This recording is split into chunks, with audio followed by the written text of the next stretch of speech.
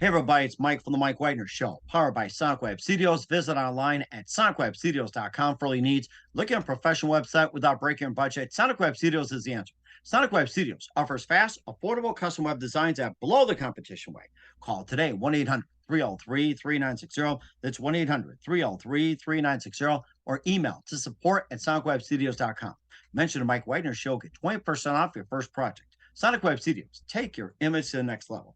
Also, time to give official shout out to our official sponsor of the Mike Wagner Show, international warring author Mia Molson-Zia. If you love fast-paced mysteries, you'll love Missing by Mia Molson-Zia, available on Amazon paperback and ebook. Missing is fast-paced and intriguing with an unforgettable twist. Takes place in 4 countries, 2 strangers, 1 target, where truth is illusion and those you love will be the first go missing.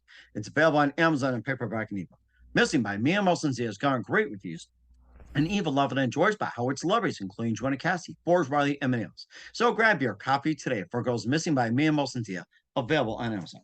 Also, check out the Mike Wagner Show at themikewagnershow.com and over 40 podcast platforms, heard on over 110 countries, including Facebook, SoundCloud, Spreaker, Spotify, and iHeartRadio. Also, Anchor FM, iTunes, Google Play, Amazon, Audible, Apple Music. Also heard on HamiltonRadio.net, Diamonds FM, Oldies Radio, and a few networks coming soon. Take the Mike Wagner Show on any mobile device. Subscribe to the Mike Wagner Show on the YouTube channel. Follow the Mike Wagner Show on Instagram, Twitter, and TikTok today. And for great gift ideas, go to Amazon.com and check out the Mike Wagner Show podcast.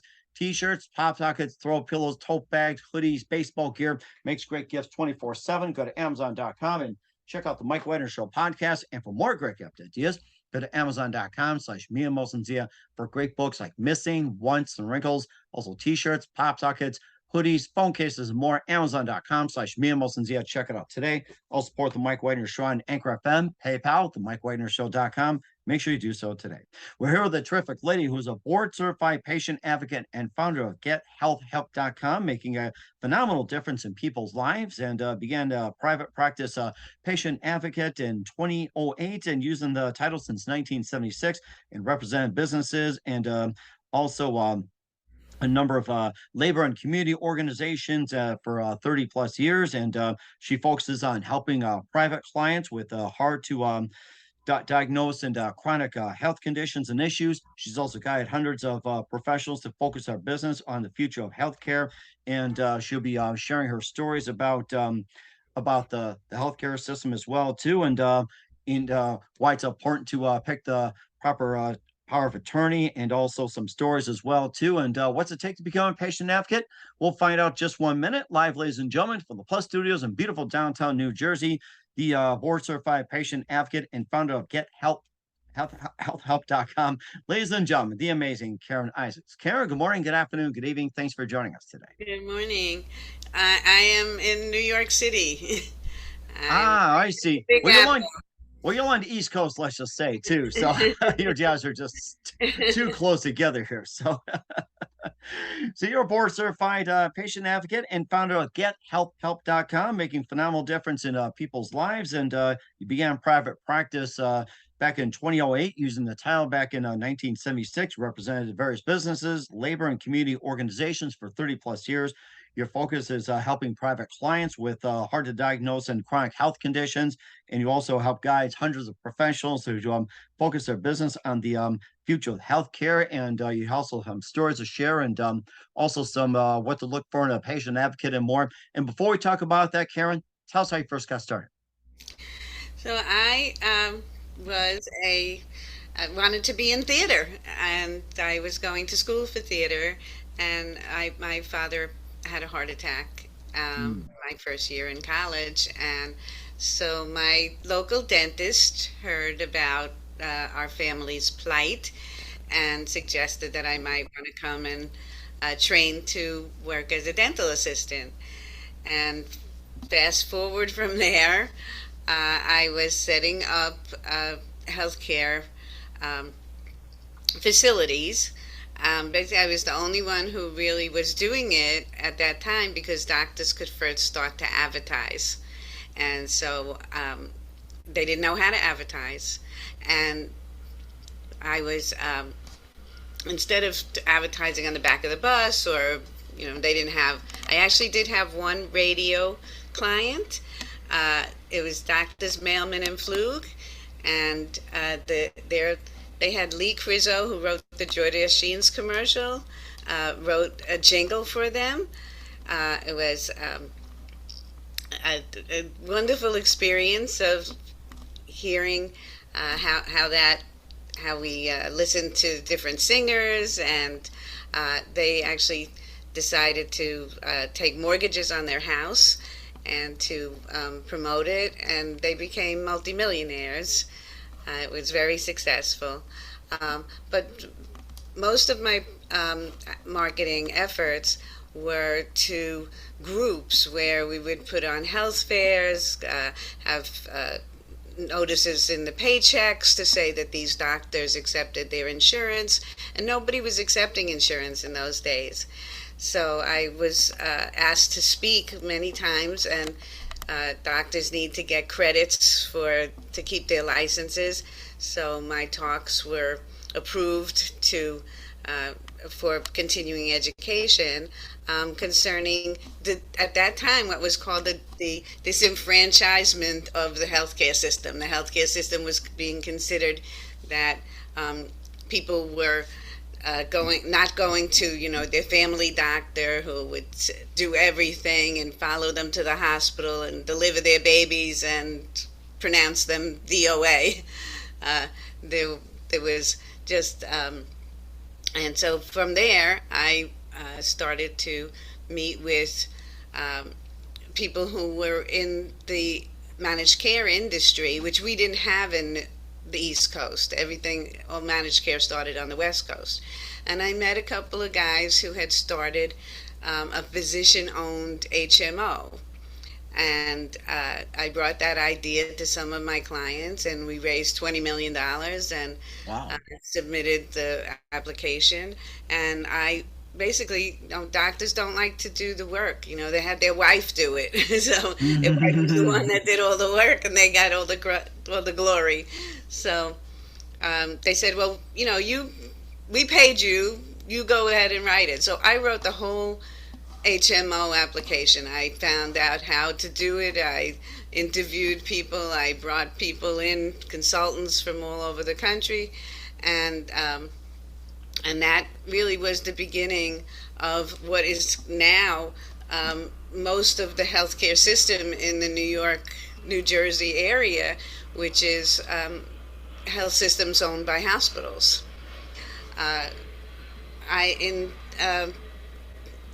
When 2001 came, and what happened here on the East Coast, I guess other parts of the country were affected. I was opening up a two-story surgery center at the World Trade Center too, and so my mother had just passed away. I turned 50 years old, and they blew up my office. So Oh yeah. Oh my gosh. I don't think we need to rehash that as well too. If September 11th came around, you could talk about it right now. It's just like, that kind of brings back a lot of memories of 9/11. So, your office was blown to smithereens, and then afterwards, it's just almost like, okay, my office got blown up. It's like, okay, what do we do now? So So I had always been I had been developing a directory of my doctors, my clients, and so I would put out a book every year for 25 years. Put out a book saying, these are the participating doctors. I called it participating doctors, meaning they were participating with me.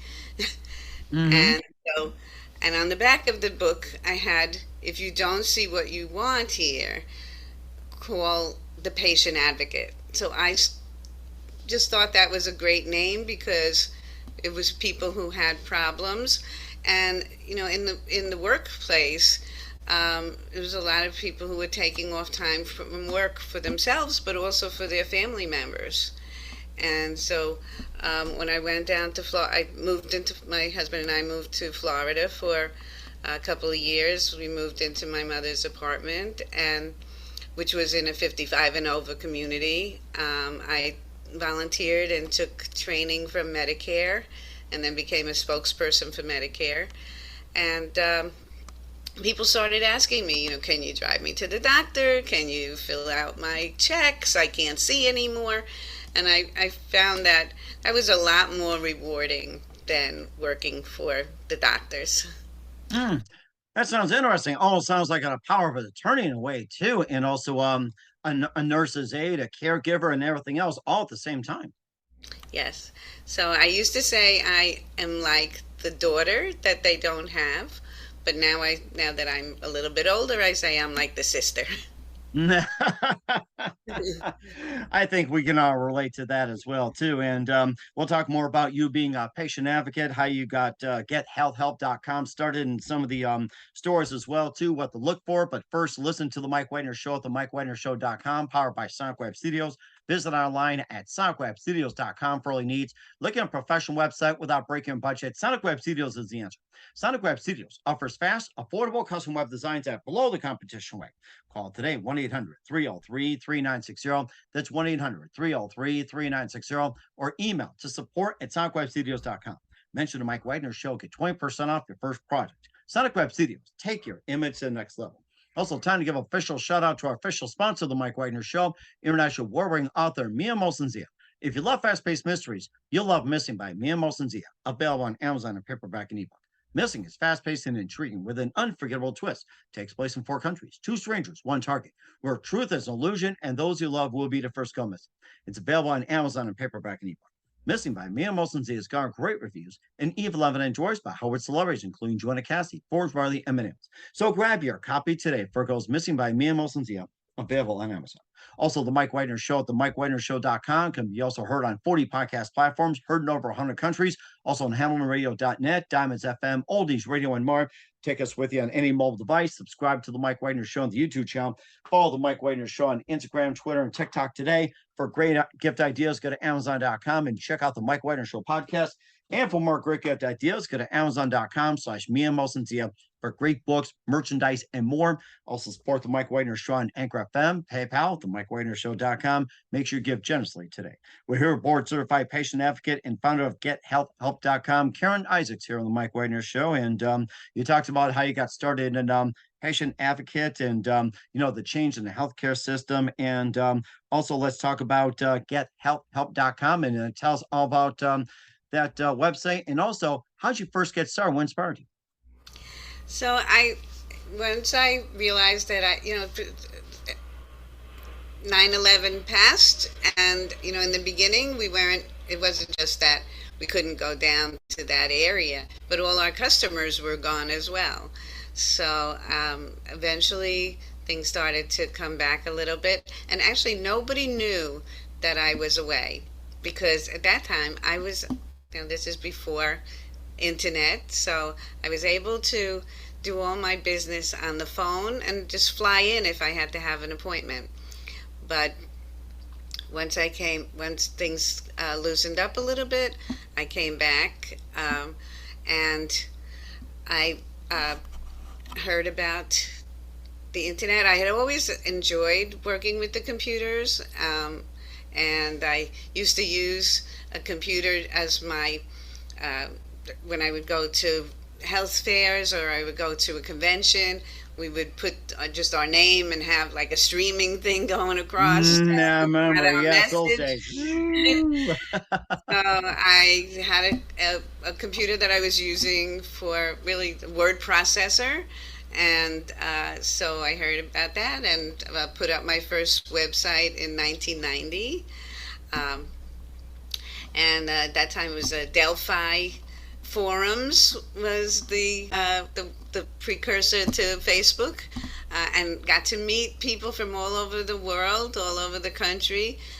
People like to come to New York, so it was easy to invite people to come and talk with me about what the future was. And I was always I was known as someone who was interested in the future of healthcare, and I could help to position doctors to promote their services or their new invention.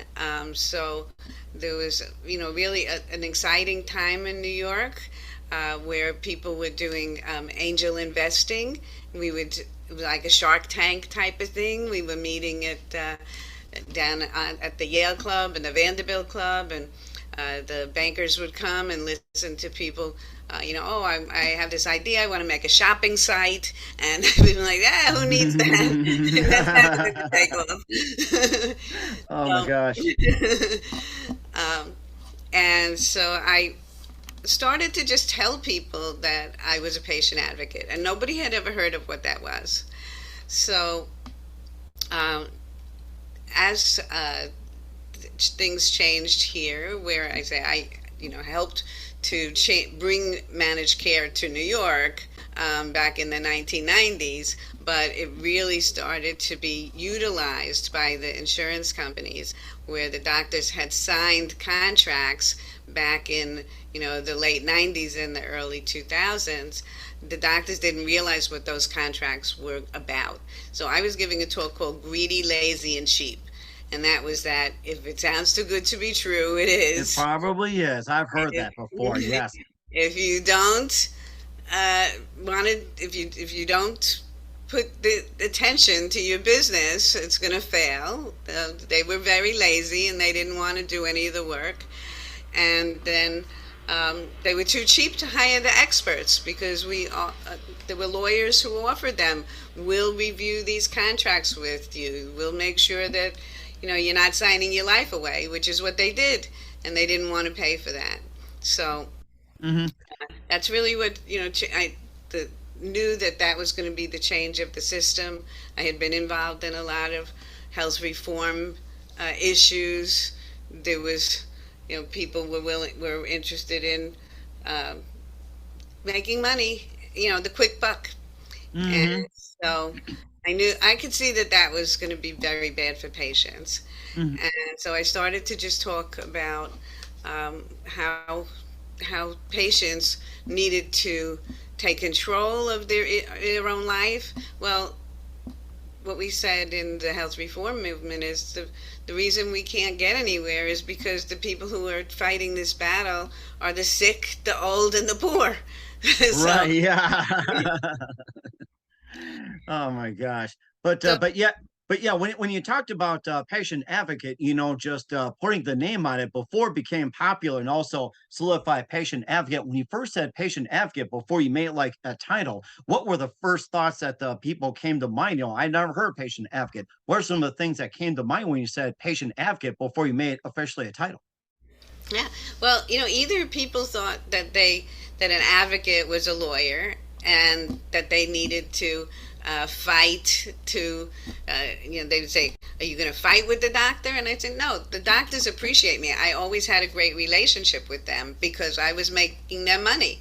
And so I knew how that there were frustrations in the medical system as well, what they call compliance. The patient is not compliant. They tell them you have to lose weight, the patient doesn't do it.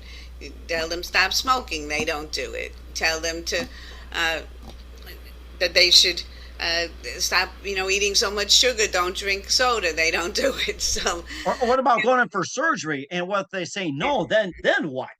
yes. And so, and then there were some real serious things, and that's the kinds of calls that I was getting all along from the back of my book, where I had said to call me if you don't see what you want. So the types of doctors who were advertising were, they had to have something special. So they were the best of the bunch, that were the ones who were doing the advertising, and they were the ones who had the money to invest in real advertising to be able to make an impact. But when the patients would call, they would have very serious issues, or they would have, I call it disease of the month. I would get a rash of people calling about the same thing. Everybody had a sore throat, and everybody was saying, "I don't understand why this sore throat won't go away, and my doctor can't find out what's wrong." And I would be able to say to them, "You know what? It's going around. That's what you have." Mhm.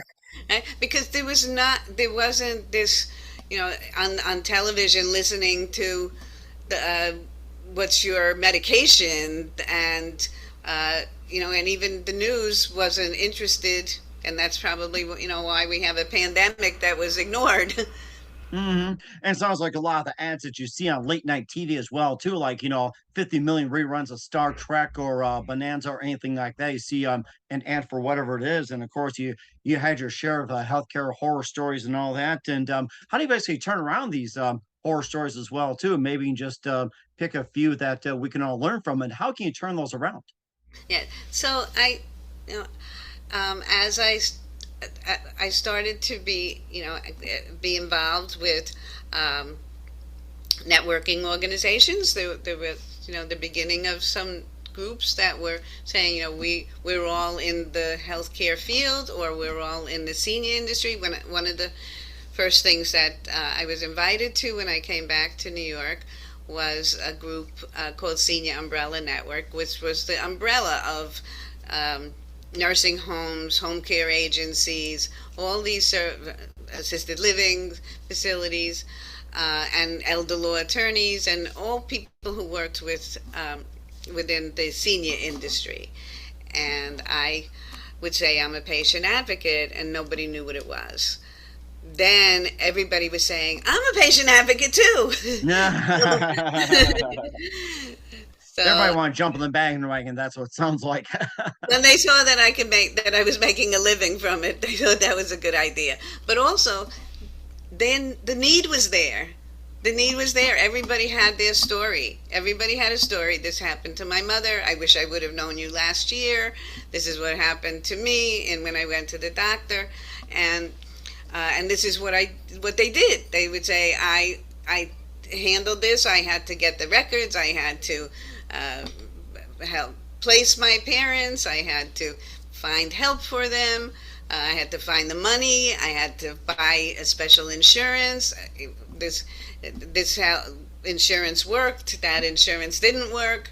Um, I had people that used private services from friends, people who use services that were more were from the government. You know how the government came into play with it, and so those people were showing me that there really needed to be a specialty, and so I decided that the people I really could help and people I wanted to be around were people who had exciting, interesting lives. They were great people. I loved being around them. I would love to hear their stories.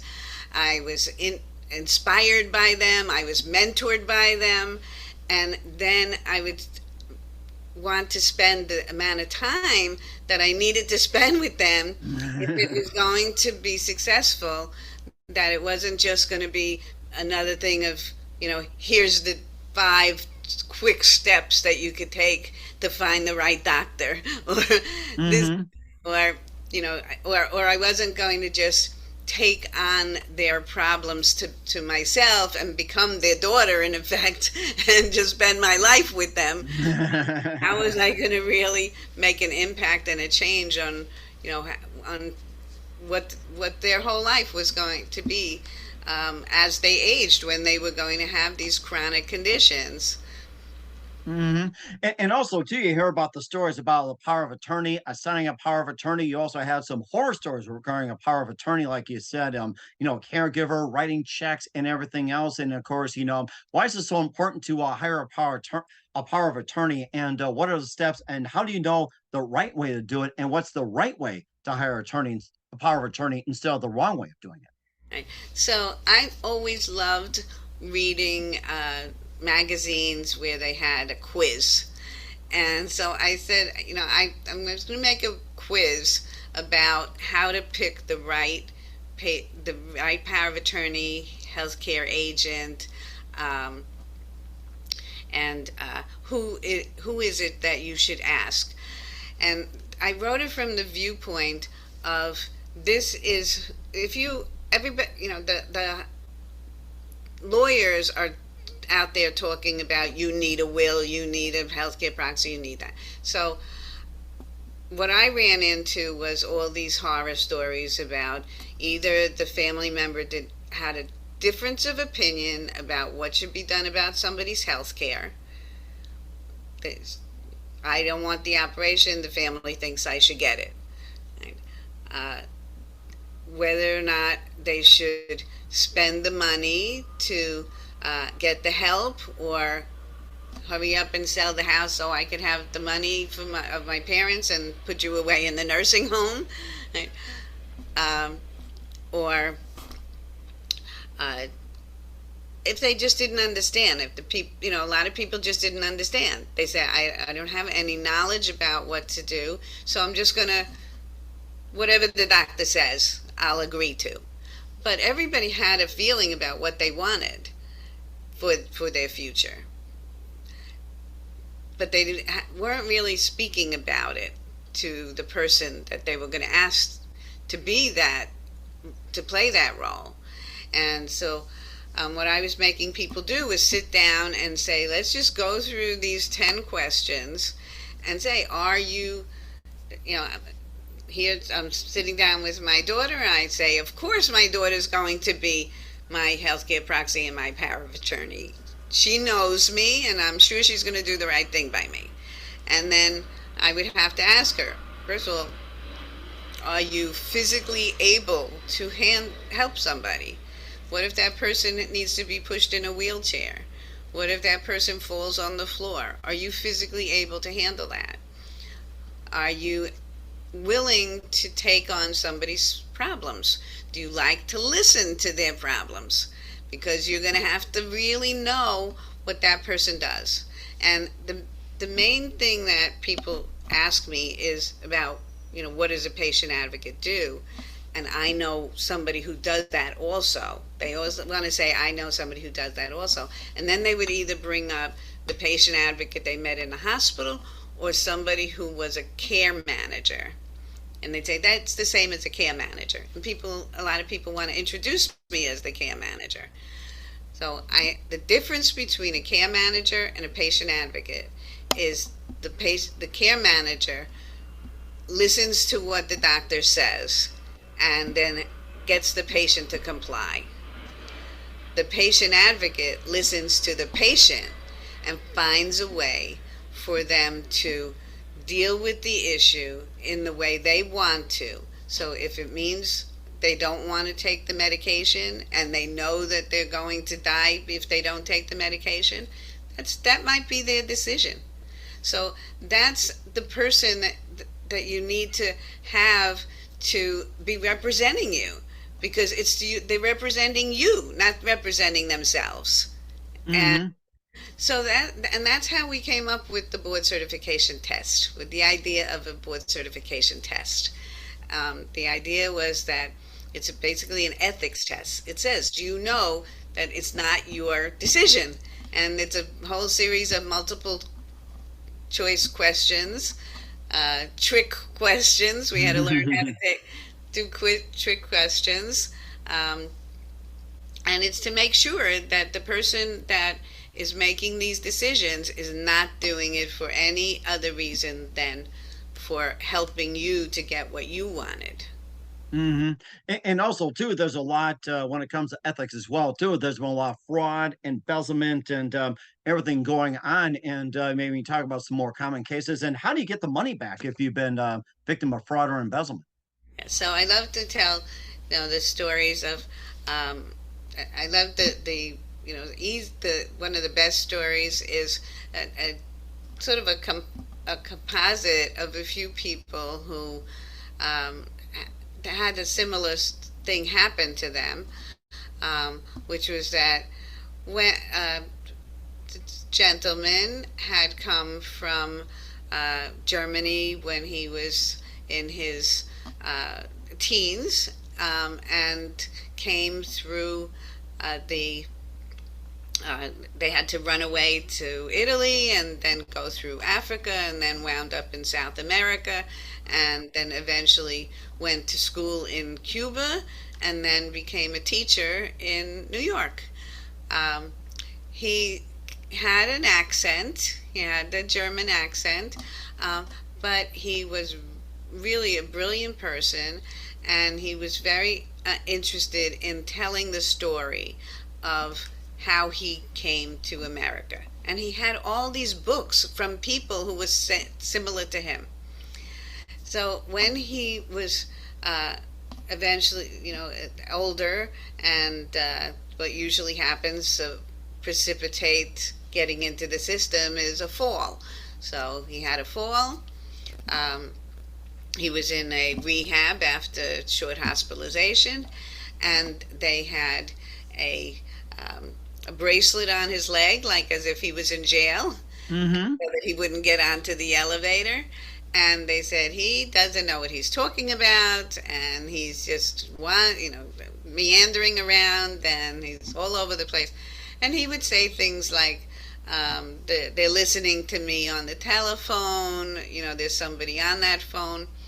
Um, and but he knew that he knew where his money was, and he had been a really good investor. So he had a lot of investments that were really paying off, and he was able to live very well for most of his life.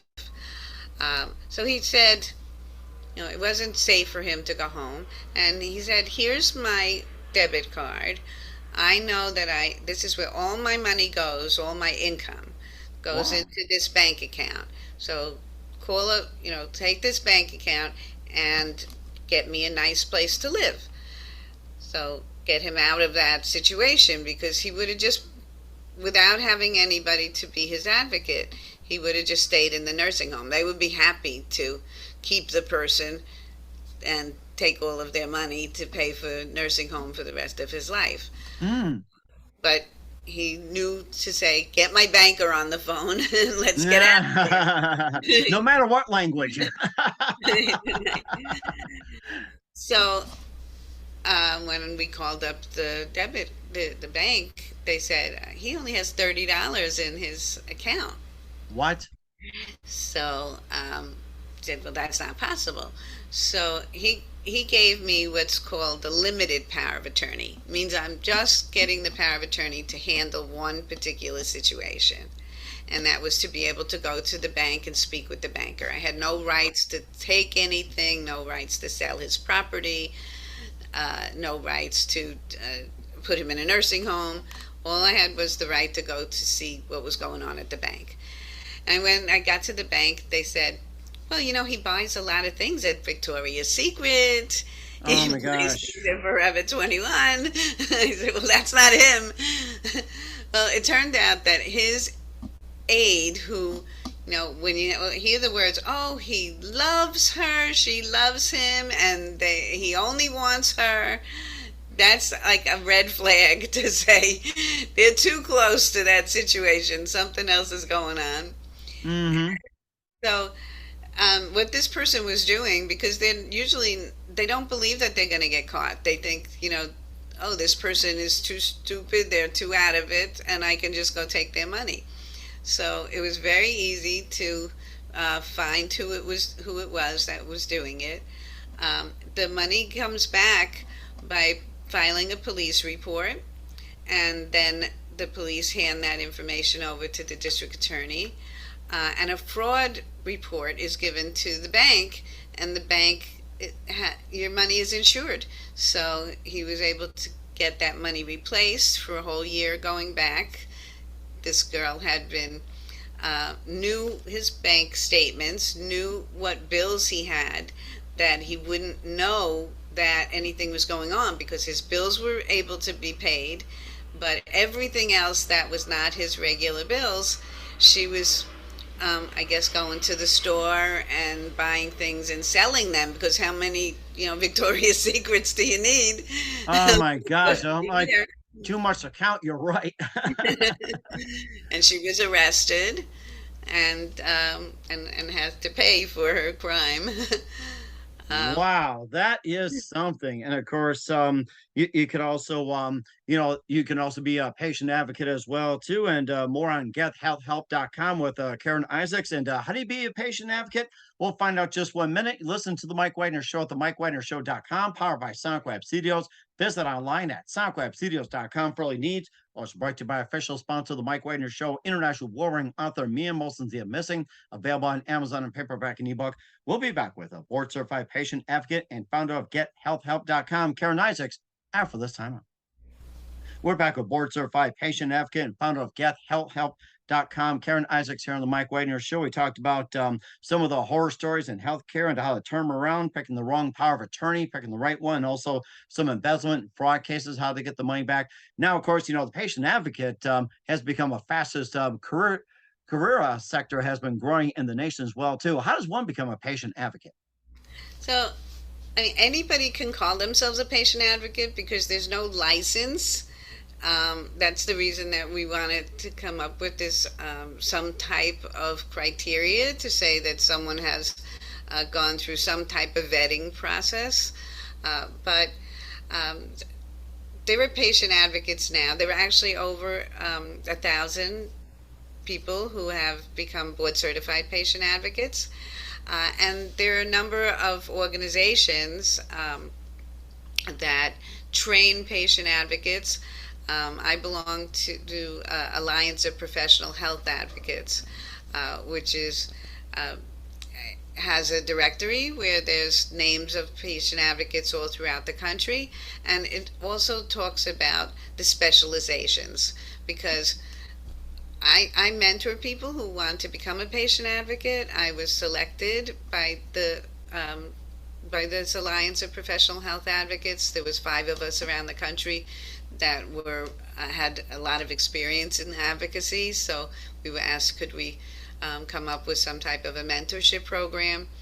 And the first thing that people ask us is, what do you get paid?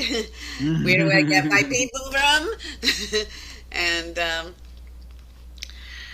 and so we came up with, there were more standardized questions. So we came up with pages and pages and pages, and again, certain questionnaires for people to answer for themselves to see, is this really something that you want to do?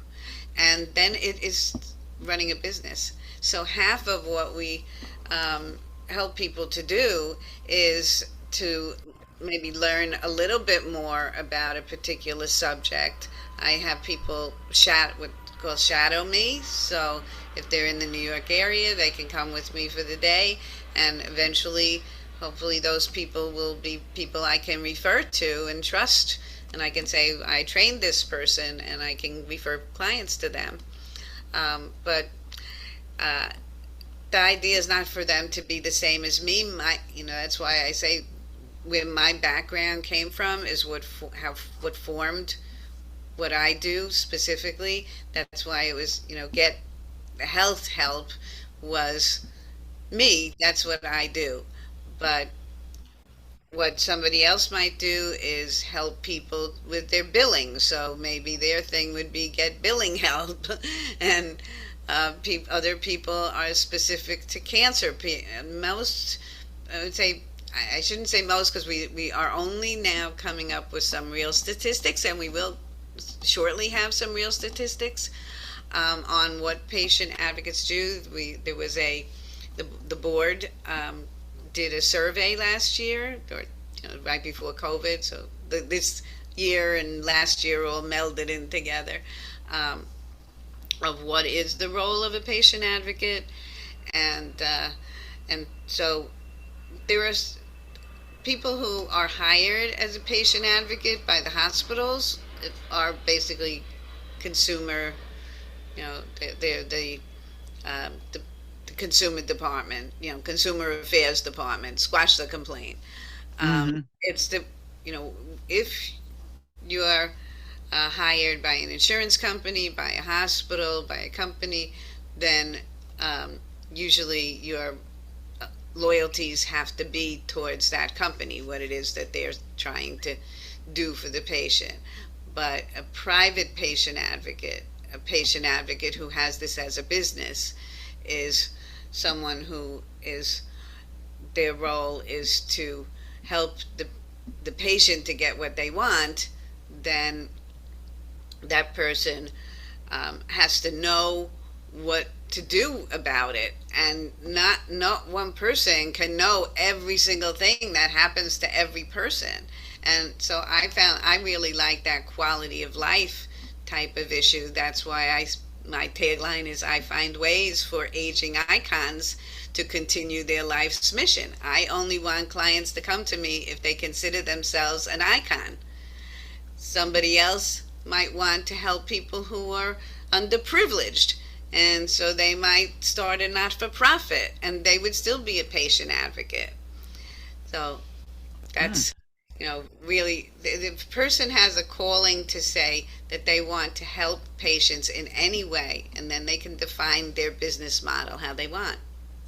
That's really interesting too. You talked earlier about the future of healthcare, and you talked about back in the day or so. What do you see in the future of healthcare? Right now into past 2022 and beyond. Well, we wished that there was a, a national health plan, uh, which, doesn't seem like that's going to be something within our, maybe not within my lifetime. Um, and so there is currently more and more moving towards a two-tier system where the people who have money will be able to buy concierge services. Um, there are now companies that offer what would be the future of healthcare. They have all kinds of high tech ways to find out what's going on and do a lot of prevention. And these are fantastic things that are happening. But people need to have money to do that. And then, as a patient advocate, people say, well, what do people do if they can't afford you? Well, unfortunately, I don't have an answer for that. They can't have me, they can't have what I offer. But if someone calls me, and anyone can call me, I'm happy to talk to anybody on the phone or have them email me. But all I can do for those people is refer them to services that might be able to help them, and unfortunately, not really be able to help them too well if they really don't have um, too much money. If they have no money, sometimes that's better than having a little bit of money. Hmm. Right, and it also depends on well too. We'll find out what the future holds in 2022 and beyond as well too. And where can we get more information on and where can we find you on the website? So, gethealthhelp.com is my website. I also have a blog at karenisaacs.com. And anyone who's interested in uh, what I now believe to be the what we should all be concerned about is patient safety. Oh yes, that's another one, another sector like patient advocate. That's a good one, patient safety. Right? And so, we just say thank God you have your health, but if you don't have your health, then you want to at least not have the healthcare system kill you or hurt you. So, in order for you to know that everything that you need to do to set yourself up, all the things we were talking about, making sure you have the right documentation, it's healthcare, it's legal issues, it's financial issues, and it's knowing what the person is, and knowing how to ask the right questions, and knowing that you can ask questions. So all of that is in my latest advocacy work that I do for the public. I'm on the board of an organization called Pulse. Um, it's a uh, it's a not-for-profit specializing in safety issues. And on the second Monday of every month, anyone who either considers themselves a patient advocate, a caregiver who needs to know how to advocate for somebody, or just somebody who has an interest in learning more, can reach me. And you can see my posts on, and my reels that I'm doing on Facebook for Pulse organization. We will certainly check that out as well too. Once again, we're with board certified patient advocate and founder of gethealthhelp.com, Caryn Isaacs on the Mike Wagner Show. Caryn, just a few more minutes here. What can we expect from you in 2022 and beyond? Uh, we are there will be more people who know about patient advocacy. There's an organization called GNA now, Greater National Advocates, um, that that is really spending a lot of money and had a champion who had a medical error. It was an attorney who was victim of a medical error, and medical errors, that term is going to be very big because people are starting to learn how to stand up for themselves. Mm. Uh, on the side of healthcare, uh, right now you don't see a doctor in the hospital. You don't see even a nurse anymore. You say, oh, it was all the nurses. No, now it's a student who may come to interview you, because what's happening is everything is the doctor in a box. So just Mm. like we have the computer, the more that insurance companies force the standardization, and that's where the government is moving to go towards, which is these are going to be the rules for payment, and people who have to work for a living, they follow where the money is. And so where the money is going to be in these standardized procedures. And so as more and more standardization occurs, and this was all part of how Obamacare was meant to work, that it was meant to try to say these are the quality indicators, and now we have those in effect. And so when you go to the doctor or you are in a hospital, you will have the doesn't matter who it is. Like, they don't have to know anything else. They just have to press the button. You see it when you go into the doctor's office, and they're not looking at you. They're looking at that screen because it's telling them. So why should it be a doctor? It could be anybody, or it could be a robot. Or it could be somebody from the Jetsons back in the day too. You never know. Oh my gosh. The future lies ahead in front of us on a screen here. We're with Caryn Isaacs on the Mike Wagner Show. And who do you consider biggest influence in your career? The biggest influence in my career was my mentor, who met me back when I was a dental assistant, and said, you should be a consultant, and then for many years helped me to learn how to say, doctor, how would I be able to help you if I don't know how to ask for the money for myself? So that is how I made sure that I continued to have a business that's been alive since 1976. And I think, when people say, you're successful, I think, it's just, are you still alive? So, Hmm. That's certainly true as well. And what's the best advice you can give to anybody at this point? well, the best advice I can give is to not to be afraid to ask questions and pay attention to what is being told to you. And if you can't do it, no one can do it themselves. And there's so much to learn. So don't go it alone. If you ask anyone, to make sure that somebody is your advocate, and it could be your neighbor, it could be um, your family member, and if you can't find somebody who would be able to who is willing to stand up for you, or just go with you to the doctor's office, or be with you through any kind of health scare, then please reach out to a professional. We will certainly do so. Once again, we're with the board certified patient advocate and founder of gethelphelp.com, Caryn Isaacs on the Mike Wagner Show. Caryn, very big thank you for your time. You've been absolutely amazing. Learned a lot from you. Looking forward to having you again soon. Make sure you keep us up to date. Keep in touch. Love having you back. Once again, tell us about your upcoming projects, what's your website, how do people contact you, and where can people simply get information? Thank you.